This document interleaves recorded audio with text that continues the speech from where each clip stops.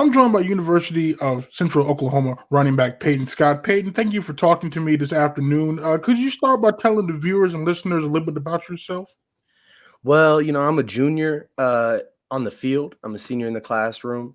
I've been at UCO since 2018. I come from Sand Springs, Oklahoma. I wrestled at Sand Springs. I played football at Sand Springs, ran track. I'm just an average guy, and I just love playing football. See, you say you're average guy, but fuck that. The average guy can't say they were the Gatorade player of the year. They have the single season rushing record in the state with over 2,500 yards, 33 touchdowns. He also ran for 507 yards and 7 touchdowns in a game. So, what about that 2017 season? What was working for you? Because I mean that's a lot of yards and a lot of touchdowns. Man, I was blessed to be able to play 4 years varsity ball, and by my senior season, I just felt like a man, amongst boys. And I had 2,000 yards as a junior, or 1996, right at that marker, and had 21 touchdowns as a junior in high school. And going into my senior year, I just wanted to step it up. The goal was 2,000 again, or 2,500, and I wound up getting 2597 or something like that. It's just a different time. They gave me the ball a lot, and I was just how can I say, blessed to be in that situation in general. And from a durability standpoint, like how are you able to manage that workload? Because you're not a big guy, so how were you kind of able to manage that wear and tear?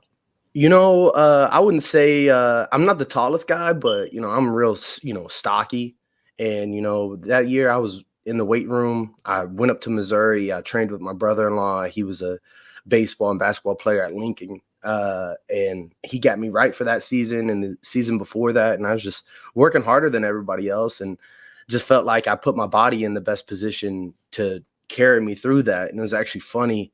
A week into wrestling season, after, 300 plus carries, I broke my hand the first week into wrestling. So the durability in football was there, but it just wasn't there my senior year in wrestling. Now, I know your new head coach, Adam Dorrell, he loves wrestlers. You wrestled. So how did being a wrestler help you on the football field? See, I feel like as a running back, it kind of set me back. I think balance-wise, it was nice and everything, but taking off, 2 months, 3 months of just not running, not being in basketball or being in track, focusing on sprinting, as it made me tougher and mentally tougher and, ready for this situation in college to just be, on my own and just have to depend on working on myself. Wrestling really developed that. But as far as long as like a physical aspect of wrestling impacting my football playing, it didn't really impact me. It was more mental than anything, with cutting weight and just being more self-driven. That's what wrestling really taught me. And how tough is that to kind of get your body ready for two different sports? Because obviously, if football shape is different than wrestling. So, like, what is that process like of kind of going from football to wrestling and then back from wrestling to football? It is a taxing experience, because what people don't understand is, like, you could be in shape for football, go into wrestling, and just be totally out of shape. We have a teammate here at UCO, Trayvon, and he wrestles for the wrestling team here, and we talk all the time. It's so hard to get into wrestling shape and then back into football shape, because you don't run. You run during wrestling, but you don't sprint. You don't change direction a lot. You know what I'm saying? You're always just in that crouch down position of that stance. So it kind of tightens up your hips and things like that. So loosening up the hips and then just like running and wrestling, like that's how you get into that type of shape to wrestle. And football is just a sport about running. Like once you get running and getting back into it, it comes easy. It's not as bad as going from football to wrestling. That's a really difficult thing to do. Now, from a weight room standpoint, is there a major difference between the workouts you do for football and what you would do for wrestling?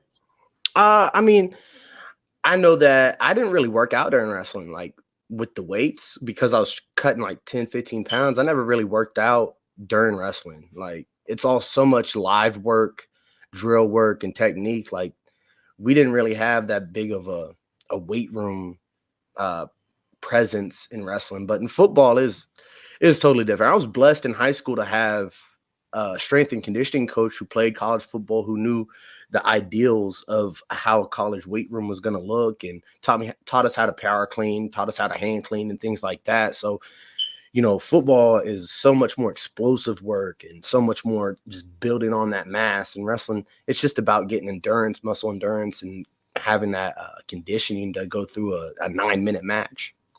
You mentioned cutting weight. Now that's something you hear a lot, especially people follow boxing, any kind of combat sport. So, like, what is the difficulties of cutting weight? Just the discipline of it, and the responsibility you have to keep to yourself to, maintain your weight throughout the season. And what people don't understand is, you get 2 pounds after, December in high school. So if you're wrestling 152, which I did, you had to weigh in at 154, but that's not a hard weight after you make 152 flat, and once you make it once, you're always hovering around that weight. And I mean, 10 pounds is really nothing. I mean, I've cut 25 pounds in 3 days. Like, that's the worst type of experience when you don't know that you have to cut. And then the coach comes to you and says, hey, we need you at this weight, and it's just all mental, really. It's just getting into the wrestling room and just getting that weight off, whether that's through a sauna suit, sweet sweat, or just, the traditional, just like wrestling, it's just maintaining stuff and being responsible. I never missed a weight, thankfully, because I was disciplined enough, but I've seen so many guys miss it by 0.3, 0.2 because, they just want a sip of water, the day before. They feel like they can float something off before the weigh-in, and then you'd wind up not floating anything off because you don't really have anything to, boost that metabolism. Man, okay, but now you said you had the 25 pounds and you said 3 days? Yeah, it was an experience. I was like 16 years old. We were going to Daytona, Florida for cadet national duels, and coach was like, hey, I know you've been wrestling at this weight all year and you beat the kid that is at your weight, but we just feel like you're, a better wrestler at this weight. And I just said, yeah. And I cut 25 pounds in 3 days, but, we had 3 practices per day for 4 days. So it really wasn't, it was difficult, but they gave you the opportunity. They gave you the opportunity to, get the weight off. Well, so like how? Okay, because how did you shed it that fat? Was it just a lot of workouts or what? What? Yeah, no food. There's this thing called Spark Energy, and I was living off of Spark Energy and fumes. Really, we worked out at OSU for that week, and there's a couple guys in there, and we're out there crying. We're just teenagers. And John Smith comes in, the OSU wrestling coach, and he's like, hey, this is part of the sport. If you want to go far in this sport, this is something you have to do. And I guess that's when I knew I wasn't going to be a wrestler. But I was good at it. I was good at it, but I've always loved football, and football's been my passion. I was a state champion wrestler. I wrestled with, some of the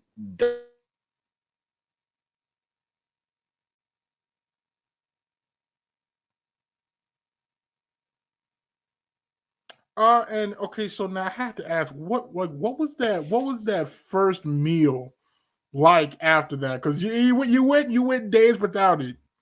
Well, here's the thing. I'll tell this to anybody. The biggest thing you miss while you cut weight is not food. It's water.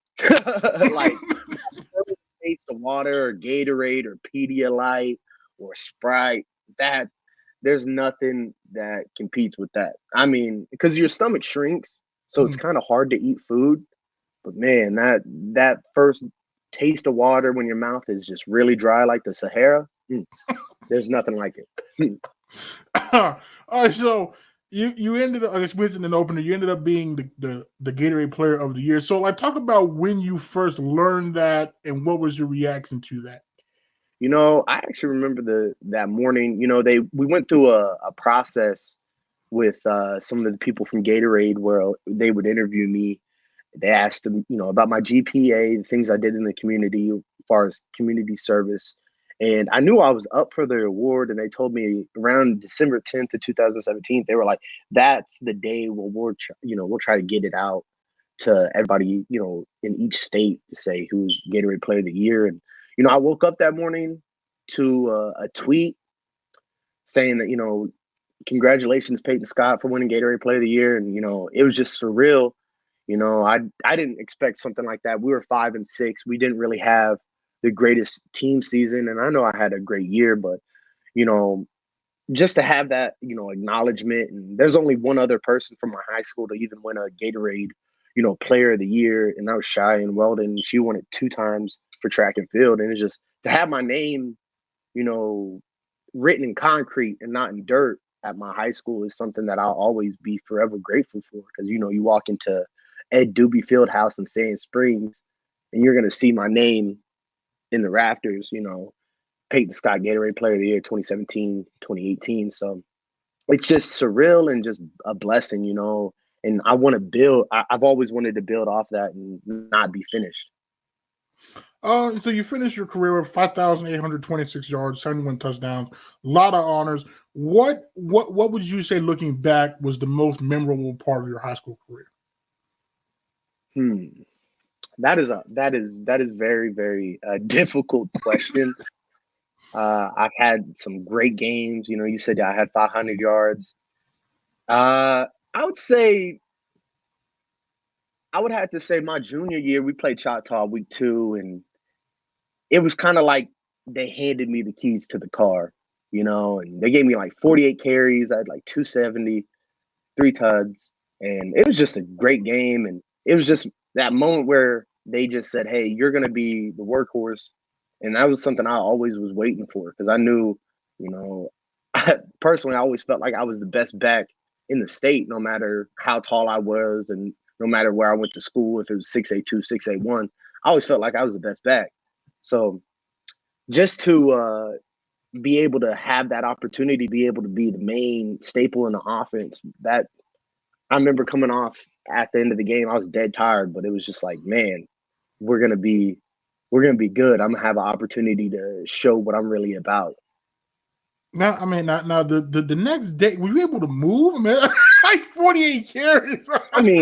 48 carries. That was my first, 30-plus carry, game. As a sophomore, I only had 1,000 yards, 13 touchdowns. So, I was only averaging 13 carries a game type, but 48 Ks was different. Like, it was like you got hit by a bus, but that wasn't the last time they were going to give me the ball 45 plus times. So I just had to get used to that. Now, how many carries did it take you to get to 500 yards? 45. I didn't even play the fourth quarter. I guess I played the first series of the fourth quarter. Didn't play anything else. And the craziest thing about that game is, like, we had to win that game to make the playoffs. We were 4-6 at the time, and we had to beat them to place 4th in our division. So, like, that was a big game going into it, and like we really needed it. And I had like 315 or something at half, and just blew up in the third. And he was like, "Yeah, like 480 right now." And I was like, I can stay out. Like, I don't need to go back in. 480 is a cool number. Like, that's a good number. But he was like, "Nah, let's try to get to 500." So it took like 3 or 4 more carries, and then I wound up getting 500 yards. So like, what was? That, because first of all, to have that much at halftime, then you're 20 yards off at the start of the fourth. So like, what was working for you there? We ran 2 plays, and I got to shout out like my offensive lineman, my 2 guards from high school, Zach Blake and Myron Krotzer. Like, we ran power and inside zone, and we pulled both of them all game, and they couldn't do anything. And the year before, I had like 340 on them, and I was like just broken a record too. So I told my dad like 3 weeks before the game, because we'd had been watching film of them on defense just through other opponents, and I was like, if I don't have 400 yards, just disown me as your son, because they're not that good. And I wound up having 500.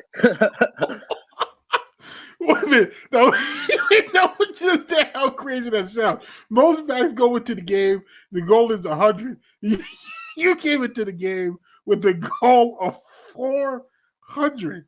That's my senior year at high school, I felt like I could walk into any high school stadium with 200 yards in my pocket. Like that's how confident I was as a senior. And I felt like my resume coming up to a senior proved that, 1,000 as a sophomore, 2,000 as a junior, 21, 13 touchdowns both those years. Like I felt like I was fully capable of producing numbers like that.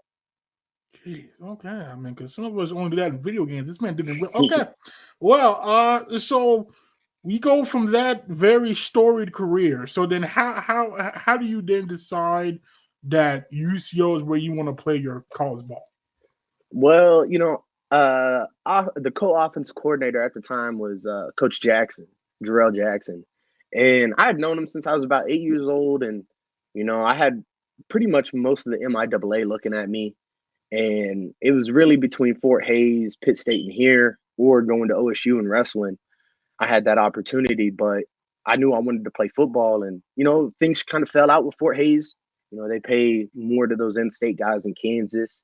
And, Pitt State, I'd been up there for team camp for 4 straight years. And, I was very familiar with Pitt State, but they just gave me a vibe that I really didn't enjoy. I really didn't like. They kind of felt like I was going to go to Sand Springs 2.0. He was talking about giving me the ball 40 times, and I wasn't looking for that in college. So, it kind of fell into the hands where, I knew Coach Jackson. I knew how this offense was coming in. And I know you follow UCO. In 2017, we had an explosive offense. Josh Crockett, all those guys. And I saw how Bruce was doing the little running back, number 22. I was like, man, I could go in, produce 200 yards just like him. And, I really trusted in what Coach Jackson was doing. So I came here really kind of because of Coach Jackson. He wanted to believe in my first year. And then, it's history from there. Now you redshirted. So what what was that experience? Because you went from being 4-year varsity, obviously, 500 yards in a game. So going from that to then not even playing in a game, what was that redshirt year like?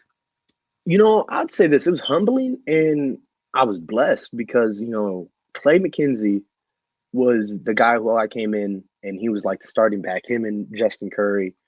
And I'll tell you this, Clay McKenzie really taught me how to be a college athlete, really. The way he worked, the way he handled himself in meetings with the coaches as a leader. Like it was really, I had to take a step back and say, hey, I'm not good enough to play this first year. They have a lot of guys in this room that have been here or old.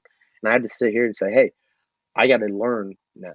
Now that I'm not going to be able to play, I got to learn. I got to, supply these guys on the scout team because I wasn't on the scout team for the first 2-3 weeks because I was on the edge of traveling. So I was kind of getting played with a little bit. But, redshirting is just a experience. And just I tell all the cats that redshirt now or gonna redshirt, it's like, you got to be able to make it through that year. And if you can make it through a redshirt year, there's no reason you shouldn't be able to make it through 3 more years. So what was the hardest part of the redshirt season? I would just say just getting acclimated to the game of football, the game of college football. I'll tell you, guys like Colton Lindsay, Alexander Figueroa, Dylan Hall, Brian Burns, they don't make it easy on a scout team, And back then, like these cats now, they don't go to the ground on scout team. They, it's 2-hand touch. But back then we were tackling in scout team. And if we scored as a scout team, they had to run hills. So they were going all out. And that was probably the toughest thing is just being on scout team. And, those other red shirts don't want to, block Justin Stewart, Eli Hooks. They don't want to block those guys. And you're taking big old hits. It's just practicing, getting ready, how can I say, taking your lumps. That's the hardest thing. So then we get to the following year. Your first college game. Just describe to me what that experience was like. It was just honestly, it was surreal. I was a special teams guy that first year. We played Kearney. That was my first game, second week. And, it was just a different experience. That speed, that physicality, the intensity. It was different. And I kind of knew right then I was made for this. Like, I wasn't really scared like I was my first high school game. Like I remember my first high school game, I was nervous. My first college game, I was like, I'm ready for this. Like this is something that I've been dreaming to do since I was 6, play college ball. Like I was ready. And you think if you didn't have that redshirt year to get acclimated, maybe that there would have been nerves where there wasn't for you? Yeah, I would say so because that'd been a whole different experience. I wouldn't have been like I didn't know anything. I'm just blessed that that redshirt year. You get to see those teams like Pitt State play, Kearney play. We had Lindenwood in the conference at the time, but like MSSU, all those teams, like you kind of get a feel for them as a freshman because you don't really know anything about these schools other than what they've recruited you as or whatever. So that feel really, kind of calmed my nerves because I knew going into Nebraska Kearney how they played. We just lost the year before. They were a physical team. So I knew I was going to be in there for, a barn burner. And then you had the block punt against Lincoln. Now, I don't know if you were aware, you blocked the punt. I feel like if the ball had bounced correctly, you could have gotten that man for the touchdown. So now walk me through that. Walk me through that play. How were you able to get that block? Shouts out to Coach Holland. Coach Holland really just I was playing M5 and he said, hey, we're going to send you on a blitz this week. We feel like you're fast enough to get there. And I just timed it up well. I played linebacker as a kid. My dad taught me how to blitz well, and the timing just was perfect, Daniel Boffman, Jiffy Hall, Marlo Hughes, they give me stuff about not picking that up and scoring. But I was like, I don't want to mess this up. that was the only thing going through my mind. I was like, let's make the safe play and not get pointed out on film the next day. Okay, so you finished that year 14 carries, 60 yards. You had 63 yards on catches. Then, I guess before that, Northeastern State game, you all scored 82 points. Mm. What was that? What was that experience like? Because I imagine, I don't know if you score. I mean, I know you yourself scored 49 points in the game, but 82 is a lot of points in 4 quarters. So what was that? I guess post game atmosphere like in the locker room. Do you want to hear the truth about that game? Coach Bobak actually came in at halftime. I love him to death, but he said, it's never been about winning, it's been about cleanliness. And we only gave up 14 points, but he was very, very mad that we gave up 14 points. We were winning like by 25 points at the time, 28 points. But he was very mad that we gave up 14 points. He thought we looked mediocre out there. So, coming out at halftime, everybody kind of had to have a little fire under their, the butt because he was not happy with the results, even though we were winning by so much. So it was kind of like, hey, we kind of have to put up 80 to satisfy him today. Now, I remember that post game because I expected him to be in a great mood. He scored 82, and he's just like, yeah, we didn't really play good in the first half. I'm sitting there like, but coach, you had like 49. What? Yeah, I know. Yeah, I know. Trust me, as players, we're like, I don't know how much. I thought the game has been about winning, not winning. I thought that comes with winning, but yeah. Okay, so then after that, you have 2020 is the COVID year. So what was that experience like for you? I'm probably different than, all the other people that went through that 2020 year. I was an opt-out. I had severe asthma, high blood pressure, things like that. Just because I didn't know, at the time really what COVID was and how it was going to affect me and my playing career going on to the future, I chose to opt out. I talked to my dad, and he really felt like that was the best, decision for us at the time because, they made it to where you can maintain your scholarship, if you're in good academic standing. And I knew that wasn't going to be a problem for me. So I really had to, take things under my own, my own ballot, and I had to work out on my own. I had to, hit up guys that I used to play with, and they would train me like Langston, Underwood, people like that, like to get me ready for when I came back in the spring of 2021, just so I wouldn't be so far behind where I wouldn't be able to really do anything. I was working on catching up condition wise, but it wasn't like that. And, COVID was, I talked to people like Johnny Bazell, people like Diego Richardson, the old heads, and they talked, COVID was kind of a blessing for some of us because, you know, like we would have ended, a lot of us would have ended on that 4-7 year, you know, a lot of us, or that 5-6 year. So it's just a blessing to be able to have these years added on to the college lifespan, I would say.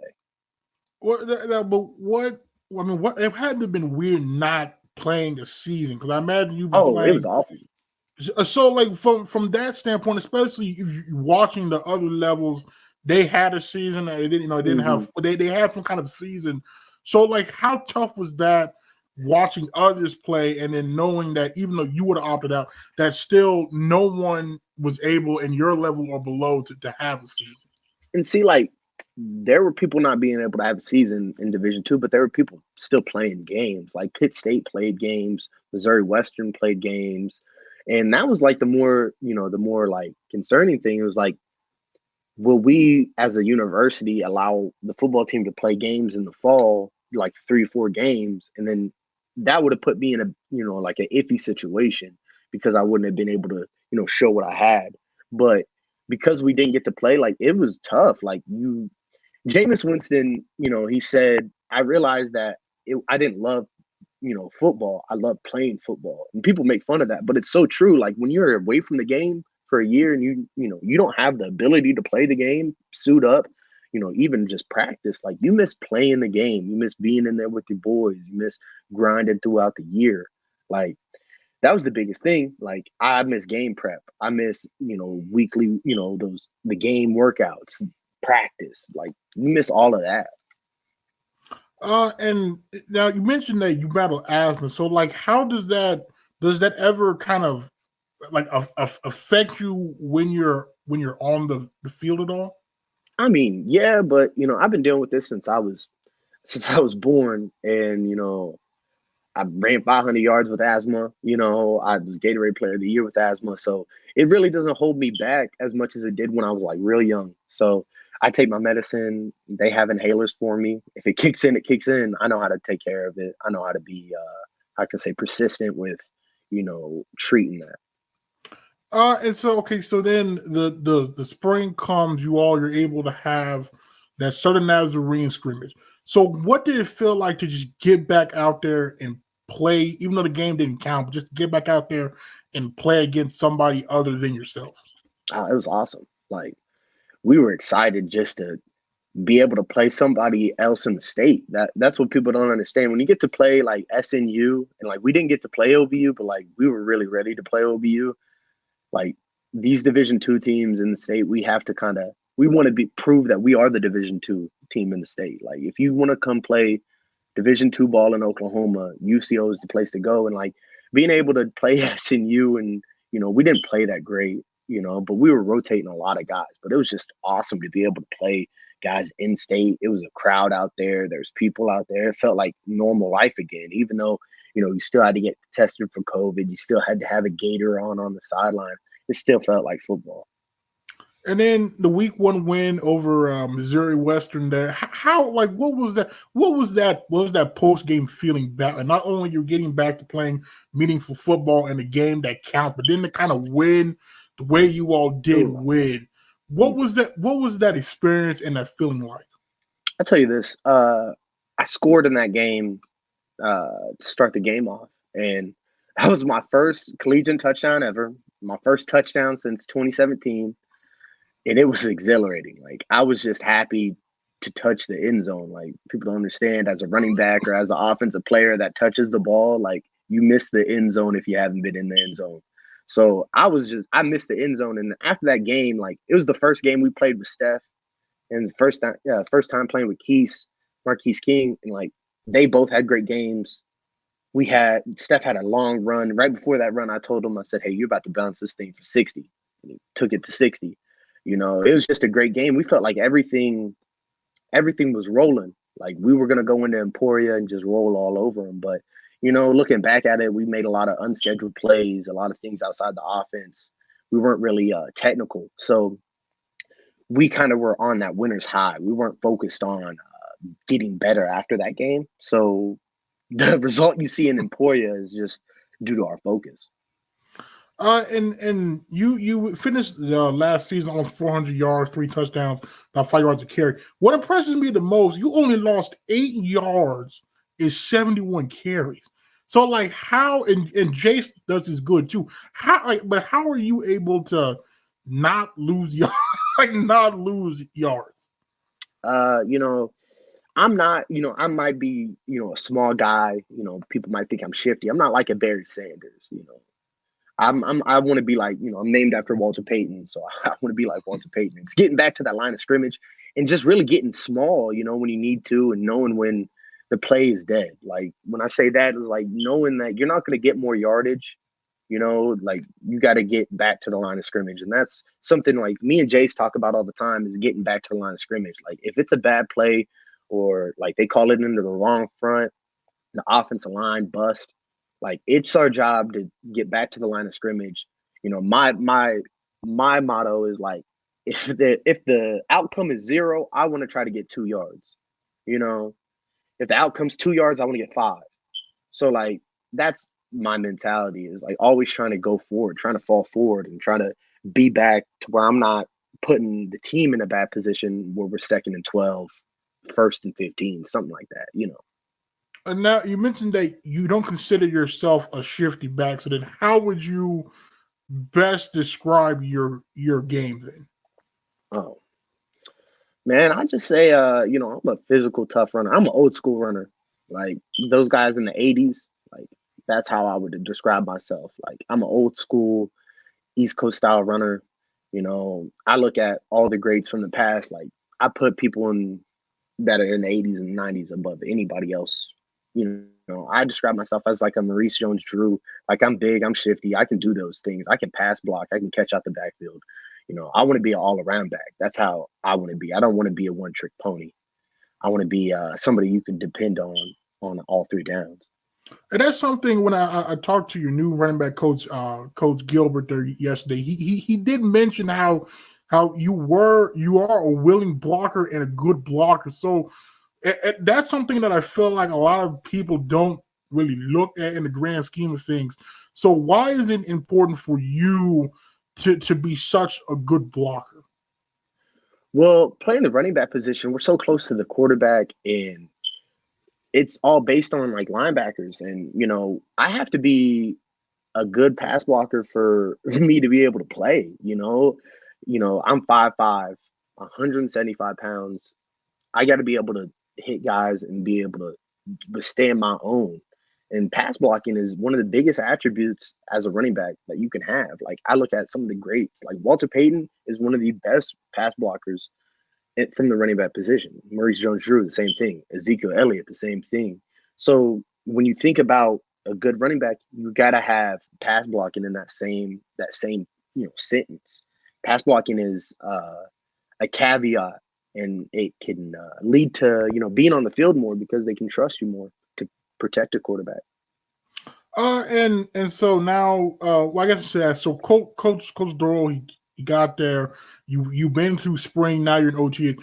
What was your experience like for you this past spring? Kind of filling them out, learning the new offense. How'd that all go for you? I love it.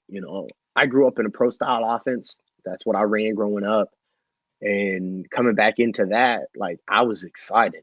And just Coach Doral's energy and kind of the attention to detail that he brings and how he wants the culture to be is just it's just amazing, really. And it's contagious. He comes in, he's a relaxed guy, but he's going to tell you what he wants and he's going to be clear about it. And that's something that, as a player, I can just be thankful for, because when there's clarity, there isn't going to be, confusion, or there's not going to be distrust, because he's very clear with what he wants, how he wants things done. And that's what the biggest thing that I can say has been the biggest difference is just his energy and the attention to detail that he brings to wanting to build a culture here. And learning from Coach Gilbert, obviously he's very successful back in his playing days. Yeah. So what has that experience been like? Oh my God. He's in the USFL right now. So the drill work that he provides the insights that he provides with his eyes. That's the biggest thing. Like as a running back, I want to have another set of eyes when I'm running the ball, and to come off the field and be like, hey, would you see, did you see a cut here? Did you see a cut here? And he truly understand how outside zone feels, how inside zone feels, how a duo concept feels. Like it's really great feedback. And like me being a football guy, like I just love just listening to him and just listening to how he did things at K-State or how he did things at Ball State. Like I just soak it up. It's just an amazing blessing to have a guy like that who's still playing professionally in our room to teach us how to play the running back position. Now you mentioned earlier when we were talking about the COVID season about how you and some of the old heads were talking. There aren't a whole lot of like true old heads left. No. So like looking back on that, is there like a kinship between that group? Like looking from where you all started to now, and it's like I think Johnny Bizell said last of a dying breed when I talked to him. What is that bond like? Like he said, a dying breed, a rare breed. Dante McGee, Johnny Bazell, even I'll throw like Dylan Buckeye in there and like Lane Grantham because they played in 2019 as freshmen. But like Marlo Hughes, Jason Harris, like we have a special bond because like we've seen the worst of the worst here, and that's no offense to like anybody who's coached here or participated in sports here. It's just we weren't good, and we'd seen us be 7-3 and be on the verge of making a playoff game and losing to Emporia. And we've been there to be 4-6. We've been there to be 4-7. We've been there to be 5-6. It's just like we're the ones that know it, like some of these young guys, they don't really truly know what has happened in the past. And it's kind of like you're given information, like you're the bridge between the old and the young. We're kind of keeping tradition, keeping guys' names like Colton Lindsay, the Dylan Halls, like keeping their names still relevant so they know, in 2018 playing Northwest Missouri, the guy who made the fourth and goal stand, that's Dylan Hall. Clay McKenzie had 2,000 yards. He's not just some random guy that you see, his name. Like we're here to preserve, heritage almost, just the tradition of UCO. And it just feels like we're closer since this, and I'm not even in the same class as Johnny, but it feels like I'm in the same class as Johnny because we've been here for so long together.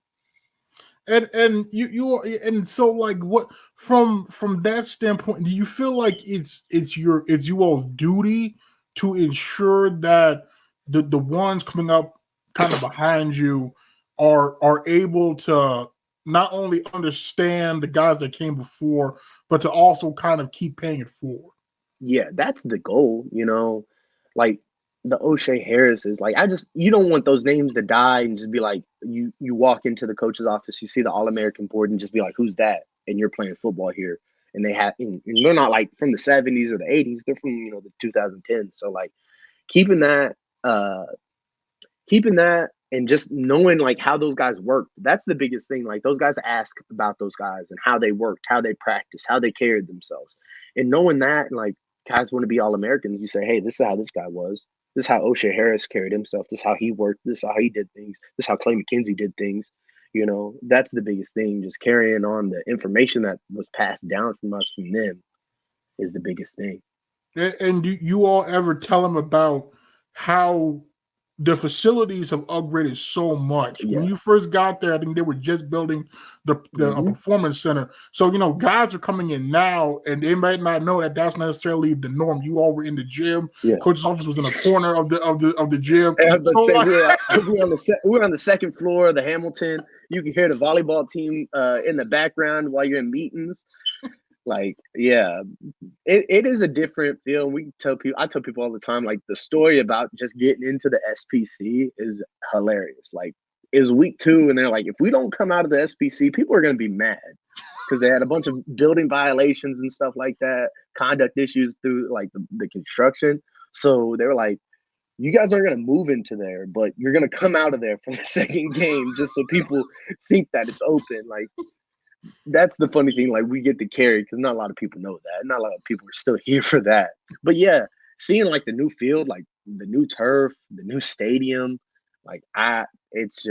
it's crazy. Like they don't understand how different it has been. And even me, like I only spent a fall camp in Hamilton, and then we moved into the SBC mid-year. So it was. I really don't even know that much about it. I didn't get to work out in the old weight room, but I've heard stories about it. I know guys who have. Johnny, Dante, they talk about it all the time. And also talking to those guys, it really seems like the past few years, it almost seemed like it's really it's hurt you all personally. Like this isn't one of those where it's just like, okay, we kind of had a few down years. 2019, we had a bunch of injuries. Last year, we had some bad breaks and close games. There just seems to be a sense that like, no, we're better than this, and it shouldn't have kind of been determined by those outcomes. So how does knowing that, like, how does that kind of feel you all heading into fall?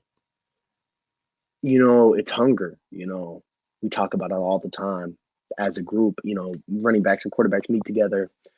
We talk about not being satisfied, and that's the biggest thing that I feel like as a team we can all agree on. We kind of got satisfied in, that 5 and 6 year, that 4 and 7 year. Like we felt like we didn't have to work for nothing. And, a lot of the things, that contributed to those things were out of our control as players. But it's just being, if you're a guy like me, I'm a Gatorade Player of the Year, like you said, or a guy like Stephon who came from TCU, like we still feel like we're some of the best players in the country, no matter what division. And you can't say that when you're 4 and 7. You can't say that when you're 5 and 6. That's why it's personal because, we have a lot of talent on this team. We have a lot of good guys on this team, a lot of good character on this team. And to say that we're, a 4 and 7 team is disrespectful because we know that we're better than that. And I can agree with all those guys that are saying like, yeah, we took it personally because we're way better football players than 5 and 6 and 4 and 7. And so heading into the season, I know obviously you want to get back to winning ways, win a lot of games, make the playoffs, compete for a championship. But like, do you personally have any individual goals that you're trying to hit? I know Jay said he wants, I think it was 1,200 yards. Do you have any personal goals that you want to try to reach this coming season? Man, I got some. I haven't really thought about anything yardage wise, like or touchdown wise. Like I want to win. Like I've had success as a singular person. I've had 500 yards, I've had 2,000 yards, 2,600 yards. I haven't won a state championship. I haven't won a conference championship. Like that's the things that I want more than anything is to be a successful team. Like if that comes with me being a 1,500-yard rusher and having 20 touchdowns, like so be it. But the goal is to win the MIAA and then make it the playoffs. Like that's the only goal that's in my mind right now. Like I could tell you all these personal goals, but it don't mean a thing if we don't do anything successful. I felt like I'm past that, selfish point in my life where like I think that the only thing that matters is statistics. Like I want to leave something here that nobody's ever, done since 1980, 86 or whenever the last national championship is. Like that means more to me. When being an All-American or All-Conference, like those are my goals. Like writing my name in stone and not in dirt. Like that's my biggest thing is leaving a legacy. So that when I'm gone, people can look at my name like Clay McKenzie, the O'Shea Harrises, the Noah Hammonds, all those guys that are up on that board. Like I want to be like that. And so how then do you go about trying to achieve those goals and be like the Clay McKenzies? Just work. I mean, that's all I can do is work. All I know is work. I've been a 3-sport guy, went from sport to sport to sport. So all I know is working all around. So that's all I can tell you is just working on my craft and just being mentally ready. I know that's not really a problem anymore being old, but just get my physical and my mental ready. And, I'll let God handle the rest because it's up to him. Okay, well, now before I get you out of here, we do this with all the new guests, kind of get to know your questions. Now, I see There's a terrible towel in the background. Yeah, you see it? Hey, and listen, I'm glad that listen, I'm glad because when I talked to Johnny, he was a Steelers fan. Yeah, Pittsburgh. I'm glad there's some Steelers fans in there. Now, I have to ask, the draft, okay, were you nervous? Because you know we don't trade up, and you know we needed a quarterback. So, like, how nervous were you waiting on what was it, pick 20? How nervous were you waiting for that? You know, I text my dad. My dad's the reason I'm a Steelers fan. He's from the East Coast. He brought that Pittsburgh energy back here, and he raised me a Steelers fan. And I texted him, and I was like, "Yeah, it feels like we're gonna get Kenny Pickett." And I said that around after New Orleans didn't take him. I was like, "Yeah, it seems like we're gonna get Kenny Pickett." So I don't know. I was indifferent because I'm a guy where I felt like our offensive line probably needed more help. Or the defensive line now that, Stephon Tuitt's not there. But I wasn't really thinking quarterback. I knew quarterback was going to happen. It was kind of like, I don't want it to happen, but it's going to happen. But I don't know. I thought Mitchell Trubisky and Mason Rudolph would be good in the room. And personally, obviously, Dwayne Haskins passing away threw a wrench in there. But I thought Dwayne Haskins was going to be the starting quarterback until he passed away, unfortunately, personally. And I don't know if they draft Kenny Pickett if, Dwayne Haskins is still alive. Yeah, because I think a lot of Steelers fans really, especially after last preseason, we had a lot of hope that Wayne could turn it around. Now, are you in the Mason Rudolph camp because it's split? No. Some people just can't stand this man, and some still feel like he hasn't been given a legitimate chance. Where do you fall on that Mason Rudolph? A legitimate chance? Was Detroit not a legitimate chance? Nah. I'll say this. I feel like there is they had to hold him back a little bit because of Ben. They couldn't just throw him out there. And he did look better than Ben in the Detroit game, even though we tied. He did look better than Ben. I felt like they kind of had the little leash on him to say, hey, we can't. And then people are gonna be asking, why aren't we playing Mason Rudolph? Because it's Big Ben. That's why. But yeah, I'm not a Mason Rudolph fan at all. Like, I'll take Kenny Pickett or Mitchell Trubisky before Mason Rudolph any day. I mean, Mitchell Trubisky took the Bears to the playoffs twice. I mean, put him in the Hall of Fame. Okay, good. I'm just saying Mason Rudolph. I didn't really like the man at OSU. I felt like James Washington kind of made this man, and then we see what he does in Pittsburgh, and I'm just like, yeah, I don't think he's the guy, especially after you tied with the Lions, though. Like that. I remember watching that. Really, we tied with the Lions. As a Steeler fan, I've had some moments where I'm like, what are we doing? The Browns playoff game, the Jacksonville Jaguars playoff game. But actually, that's the reason I didn't go to Pitt State. It was because the Jags played the Steelers on that same day, and Pittsburgh lost. And I was in Pittsburgh, Kansas, and I looked at my dad and I was like, this does not feel right. I was like, I don't know. That Lions game was so bad. I mean, they said, well, it was raining, but it's the Lions. It's the Lions. It's the Lions. To make it worse, the rush defense was terrible that game. Oh, I know. It was awful. It was awful. It was hard to watch. What are we doing? It was a bad game to watch. It was so. See, like we had those moments, but then you have moments like the Baltimore game where we somehow just throw a slant to Chase Claypool every play, and we get field goal range. And if I'm Lamar Jackson, I'm scared of Pittsburgh. He hasn't played good at all against Pittsburgh. I think he has like 5 interceptions against Pittsburgh, 3 touchdowns. Like, I think we got the Ravens number. I want them to pay him more. Pay him for 5 years. So we can beat him for 5 more years. I'm worried about the Cincinnati Bengals. Yeah, because the Bengals came out of nowhere last year. I didn't anticipate them being that good. And I'm like, we can't be falling to being like 3rd, 4th in that division. We got to stay in that top 2. I don't think Mike Tomlin's going to let that happen. I don't think Mike Tomlin's going to let that happen. But, the Cincinnati team, they look like that Huzman Zada, Ocho Cinco, those Carson Palmer days. I was like, we're going to be in a tough division for the next couple years because top to bottom, this is a tough division in the AFC North. Cleveland's not going to go nowhere.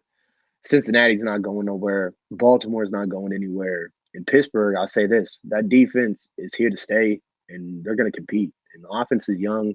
Austin, I thought the kid from Memphis is a great pickup.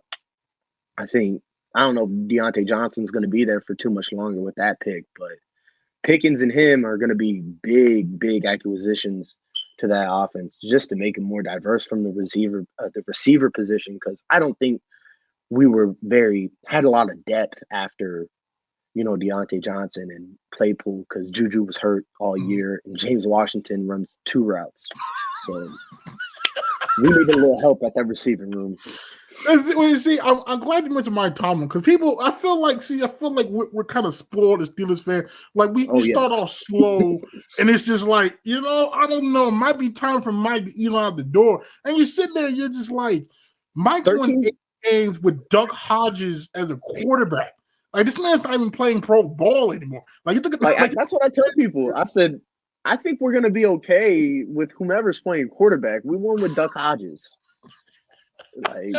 And we won with Big Ben literally only throwing slants. Like, this man couldn't throw the ball down the field. Slants and hitches and bubbles, and still had a winning season. 13 of them, 13 straight of them. He's never. I get mad because people don't give Mike Tomlin his respect. I mean, they say, "Oh, he got the Steelers job, and it was in great position." Blah blah blah. I mean, he still won a Super Bowl in his first 3 years. He still was in 2 Super Bowls in his first 5 years. Anybody else, they're calling that guy the next whoever. People put Andy Reid above him. People put Sean Payton above him. I'm like, there's nobody as consistent as Mike Tomlin. And, me wanting to go into coaching, I inspire to be Mike Tomlin with the media. He always has something to say that is just like, oh, we're still squirreling those nuts. He said, we want volunteers, not hostages. He's a soundbite machine. I love Mike Tomlin. And people don't understand, there have been years where they've been decimated by injury, and you still come week 16, 17, we're still fighting for wild cards. That doesn't happen everywhere. Look at what was that, Dallas 4 years ago when they were injury prone? 6 wins. 6 wins. And Dallas Cowboys fans will tell you, hey, how about them Cowboys after 1 win? Come on now. That's the only bad thing about living in Oklahoma. I do not like the Dallas Cowboys. And people will let you know about the Dallas Cowboys. They could be 2-15. And they'll be like, how about them Cowboys? God, you just beat the Eagles once. And Dallas Cowboys fans would be like, Philadelphia Eagles fans are terrible. I'm like, have you talked to one of your own fans? Stuck in the 90s. I'm like, man, you made the playoffs twice in the last 20 years. Talk about America's team. I don't know about that. There's a reason they came to Art Rooney with that name first. And he was like, nah, we're Pittsburgh Steelers. We're not America's team. Oh, that's great. All right. It's good to know there's another Steelers fan in the building. Yeah. That's very good. Okay. Now, do you have a favorite Steelers player? Oh, why are you going to do this to me? That's like choosing my favorite child. I ain't got no kids, but I imagine this is how it feels. I'll say this. I'll give you an offense and a defense one. Okay. Offensively, Jerome Bettis, I've only worn 3 numbers in my whole life, 34, 33, and 36. And I wore 36 because of Jerome Bettis. He had asthma. I heard the story about him in Notre Dame as a kid, and I was like, wow, it really inspired me to play football. So Jerome Bettis on the offensive side. In the defensive side, it's a tie between Mel Blount and Troy Polamalu.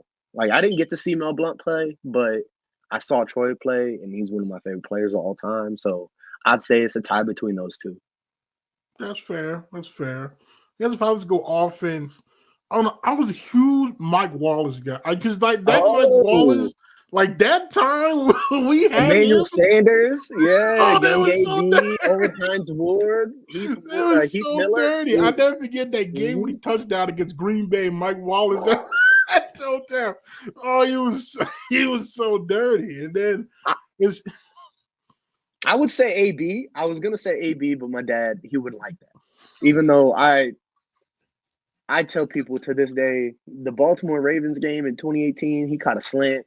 He won that game by himself. Oh yeah, Like yeah. there's not a lot of people that I've seen from the receiver position win a game by himself, but AB, he did a lot of that. But Yeah. I mean, it had to do a lot with Ben. It had a lot to do with AB. So it was a little bit of both. I don't want to be like AB carried Ben or something. Now, are you one of those Steelers fans that don't? How do you fall on the James Harrison? Because some people hold it against him that he went to play for the Bengals and for the Patriots. No. And I'm cut him. He cut him 4 times before he started for the Steelers. Like, man said, "Hey, I want to play." Like with the New England Patriots situation, it's kind of messed up from the Steelers' point of view, I would say, because he was like, "I really want to play," but it's T.J. Watt's rookie year. They really wanted him to be like a mentor. But James Harrison, if you've heard stories about him, he's not that type of guy. Mm-hmm. So when they were like, "We're not going to really play you," and then they gave him like 3-4 snaps that year, and they wound up going to New England, I didn't hate it because it's business at the end of the day. Like James Harrison, like, is one of the best Steelers all time just because of how he was so relentless in being a Steeler. Like he got cut 3 or 4 times, 5 times before being a defensive player of the year. Like it's amazing. Like his whole story is just great. Okay. Well, all right, good. All right, well, this is very good. Let's see. Okay.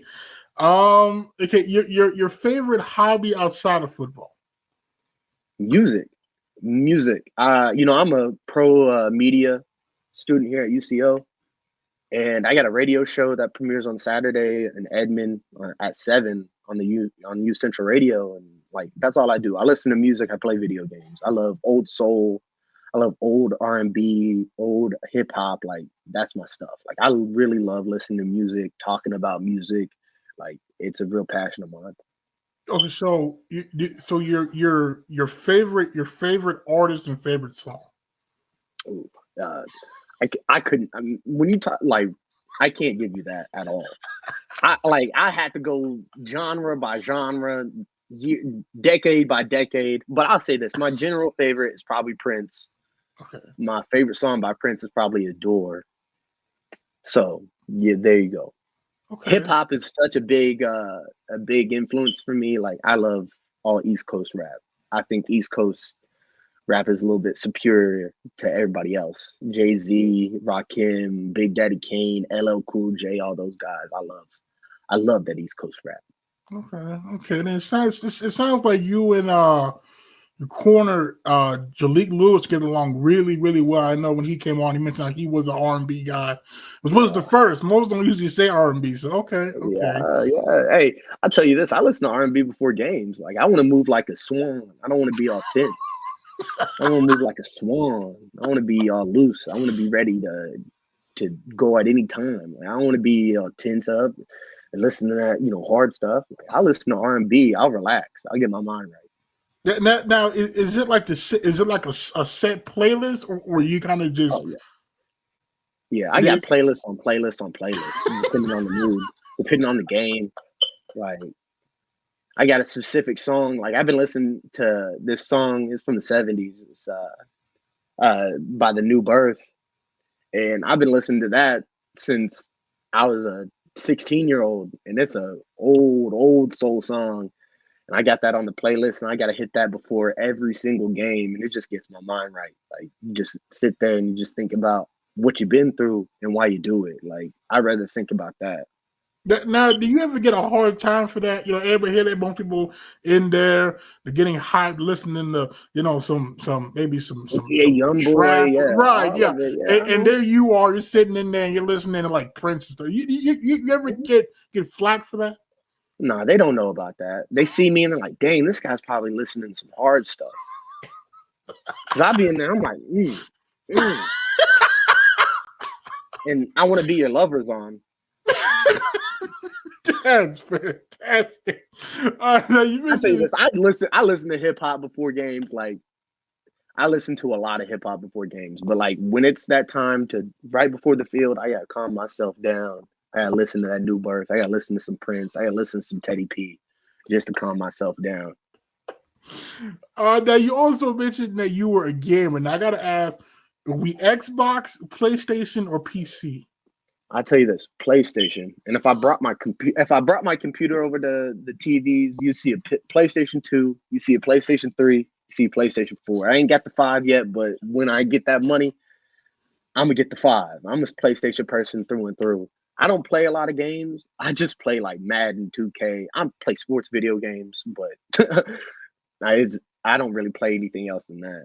Now, when you play 2K, who is your team of choice?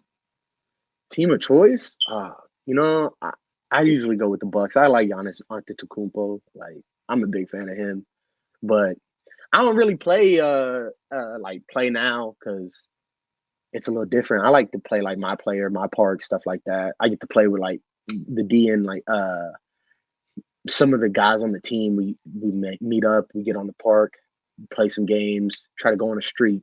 Like, that's the fun part about those games, is just being able to connect with some of the other teammates from the house, and we're just sitting there chilling, talking, running the score up on some little kids.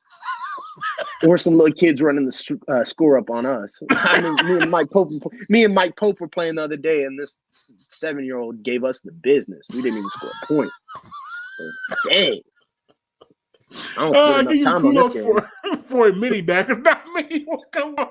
So they got. I mean, hey, these 7-year-olds be out here playing 24 hours a day. Like, I can't compete with that. I got real life things to do. I got to go to practice. I got to study. I don't got enough time to be putting in that much hours. These cats be different on this game. I'm starting to feel how my dad feels. The first time I beat him, he was like, "Yeah, I got a job, Payton. I don't get to sit here and play the game all the time." I was like, "I guess you got a point." Okay, your favorite food? I'd say chicken. I eat chicken every day. Okay, it's good. I'm in the same camp. Mm-hmm. Are you? Is it roasted, barbecue, fried? How do we prefer the chicken? I eat chicken any way. You put chicken in front of me, I eat it any which way. You could can it, I'd eat it. Yeah. Now, who is your go-to place for chicken? For chicken in Edmond? OKC area? Depends on what type of chicken I want. Like, if I want like wings, I mean, obviously Eddie's is the place to go. But like, I just go to Chick-fil-A. They don't have anything of relevance in Edmond that I'm really like, oh, I got to get that chicken. I haven't been to Chicken Foot, but I don't know. I can make better fried chicken at home than that. I promise you that.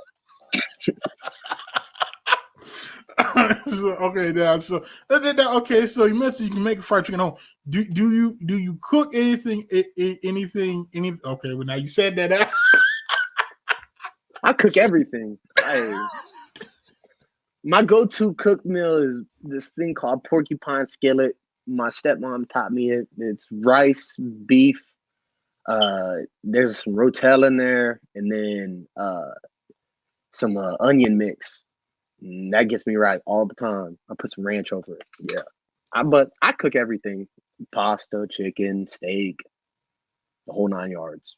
Okay. Now, when we cook the steak, is it rare, medium rare, well done? What are we going with that? I'm anywhere from medium rare to medium, depending on my day, depending on how I feel. Yeah, I like to have a little blood in there. Okay. Let's see. Okay, your favorite TV show? Ooh, that's a tough one. Say, since I'm watching it currently, I'll say The Boys on Amazon. I take that back because I just finished season 3 of Godfather of Harlem. That's probably my favorite show right now. Godfather of Harlem. It's on Epix, and it has Forrest Whitaker in it playing Bumpy Johnson, and it's a really good series. 3 seasons to it. It's pretty good. Okay. And in terms of gear, because I know you mentioned Trayvon Craig earlier.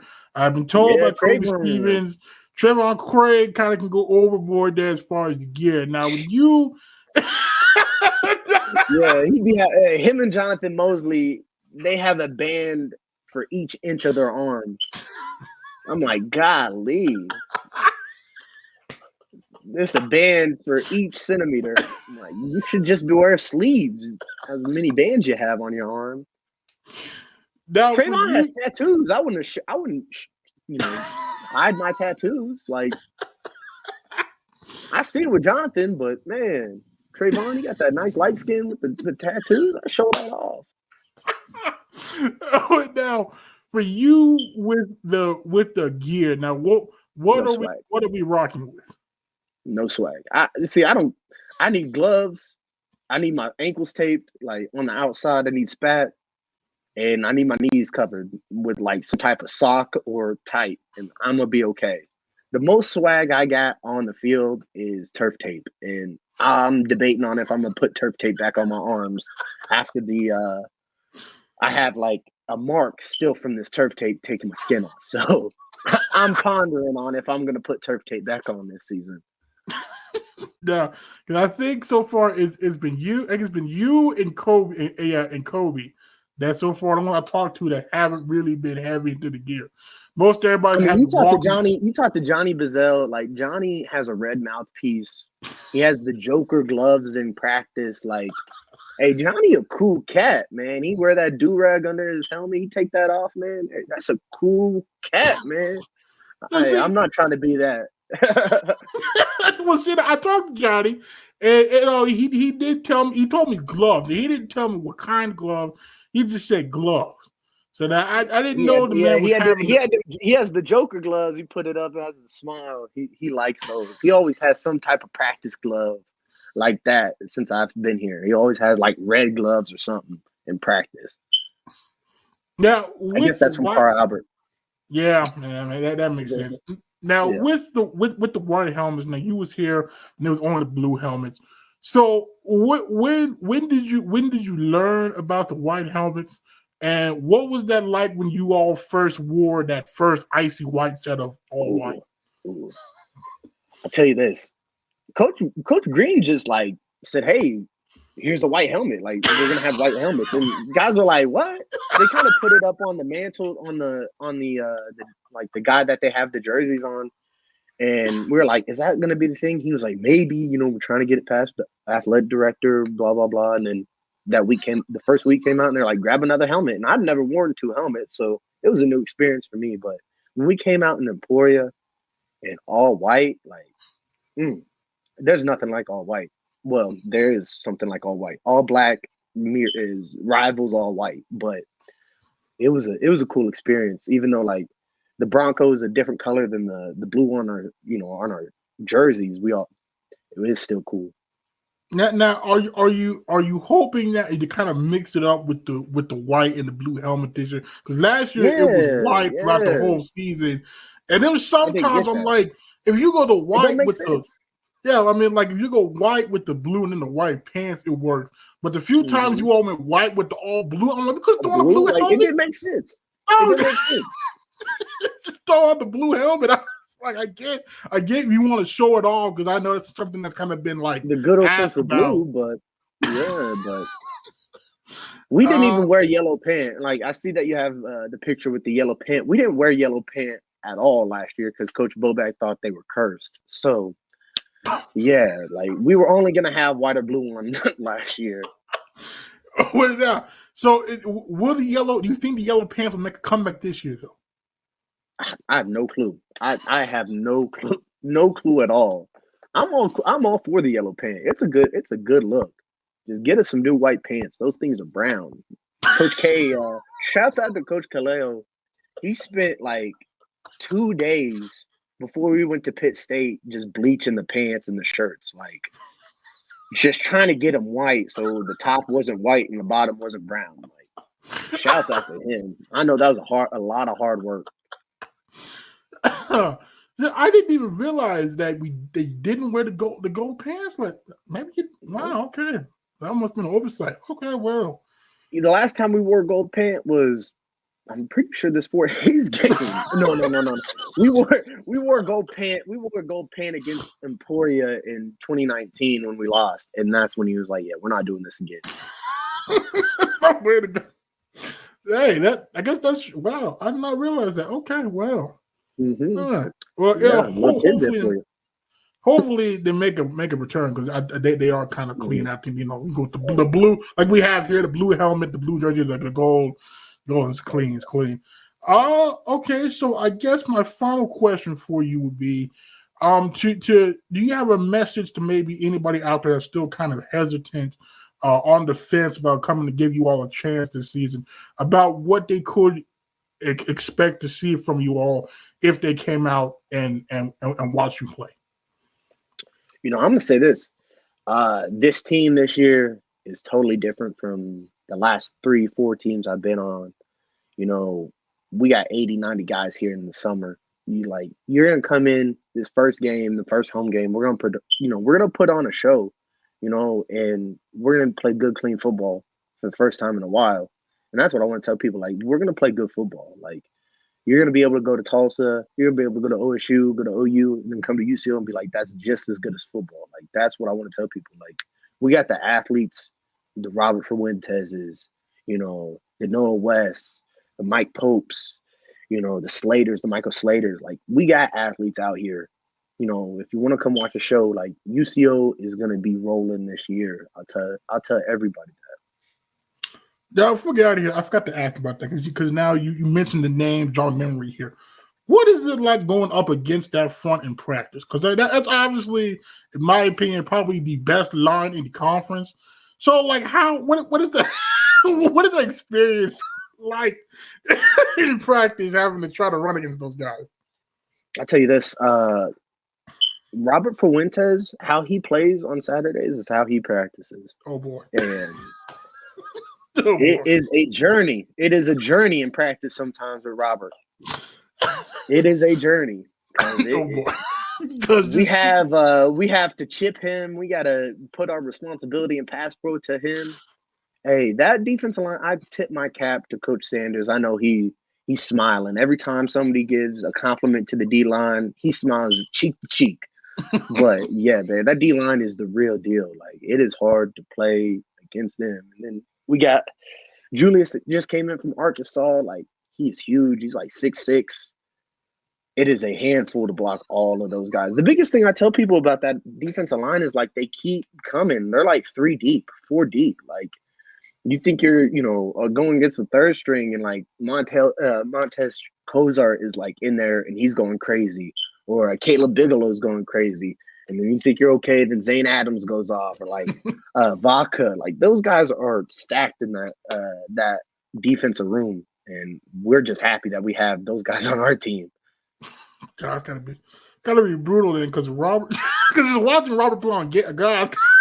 Okay, that's. I'll tell you a story. I'll tell you a story about Robert. We were playing. We're in jerseys and just helmets, jerseys and helmets, and this is in the spring. And Stephon pulls the ball. He takes off on the zone read. Robert's nowhere near him. Like, he's probably 5 feet from him, and he just jumps and swipes his arm. They replay it on film. Some offensive line posted on the Snapchat. I went up to him the next day. I said, "Hey, man, like, why'd you dive? You had no chance of tackling him." And he said, "Well, in the game, I want him to know that I can make that tackle. You can't practice and not play the same, P. Scott." I said, "Hey, man, you got me there. That's the truth. If you got to dive to make sure you're going to dive in the game, then dive. I ain't going to hold you back." That's crazy, because if anybody had to see Robert play, they see Robert play. Robert, that's a guy who gets like 140% every single snap. Like that. That Missouri Western game late in that fourth quarter, that final drive. I'm sitting there like, this man, he's played the whole half, and he's just coming out of there, and I'm just like, where's he getting this energy from? I was mad. And then when Coach Sanders told me that he just got there like a few weeks before fall camp, I'm like, what? So when I say we got the athletes on the defense, this cat has been putting in so much work in the weight room, and I'm proud of him because he's really taken a real serious tone to the weight room and wanted to put on a lot of muscle and wanted to increase a lot of his maxes. He's been in there working like nobody else. So you think that was crazy last year? Just be ready for this year because this cat's gonna go crazy. him and Mike Slater. Like both those guys, I keep my eye on those two. Well, okay. Well, you heard it here. All right. Well, keep an eye on Slater and Fuentes. Okay. Well, Yes, Payton, sir. I appreciate you taking time this afternoon to come on and talk. And I know we probably talked more about the Steelers and I had a vision. I didn't know you were a Steelers fan. So, but I am wishing you best of luck this season. And talking to everybody, players, even the coaches, they all say you all are hungry. You have something to prove. That last year wasn't reflective. I always said last year to me wasn't reflective of the talent because there were some bad breaks in some of the games, but I think regardless, the talent level was still better than what the record shows. So I'm really looking forward to seeing you all this fall and seeing what you all do this coming season. And if you ever want to come back on, you're more than welcome to. Yeah, man, just reach out to me. I'm always ready. This is what I do, for my major. So, I'm always comfortable to come on and talk. I'll say this about, the talent. Talent's always been there. And we know that we got to focus. That's the biggest thing is focus and being intentional with everything we do. And if we do that, we're going to be great. We're going to be a great team. I'll tell you that right now. Well, Payton, I appreciate you coming on and best of luck rest of the off season and heading to the fall. Like I said, you don't want to come back on. We'll just reach out to you sometime before the season, fall camp and such. Sure. And if you want to come back on, you're more than welcome to. Awesome. Thank you for having me on. This is a great show. I really enjoyed just having a conversation with you. Well, thank you, Payton. I really do appreciate that. Yes, sir. Yes, sir.